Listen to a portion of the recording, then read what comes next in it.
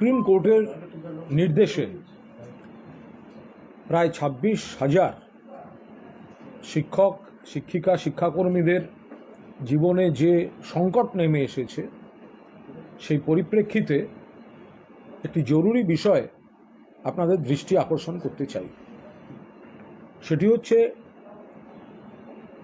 7ই April সোমবার মাননীয় মুখ্যমন্ত্রী মমতা বন্দ্যোপাধ্যায় নেতাজি ইন্ডোর স্টেডিয়ামে এই চাকরিহারাদের কিছু বার্তা দেবেন। মাননীয় মুখ্যমন্ত্রী জানিয়েছেন, নিজেই স্পষ্টভাবে ব্যাখ্যা করে পরিস্থিতি জানিয়ে বলেছেন তিনি এই বিপদগ্রস্তদের পাশে আছেন এবং সুপ্রিম কোর্টের রায়ে যেভাবে যোগ্যদেরও চাকরি শেষ করে দেওয়া হয়েছে, যে পদ্ধতিতে শেষ করা হয়েছে, সেই রায়ের সঙ্গে দ্বিমত পোষণ করেন মাননীয় মুখ্যমন্ত্রী।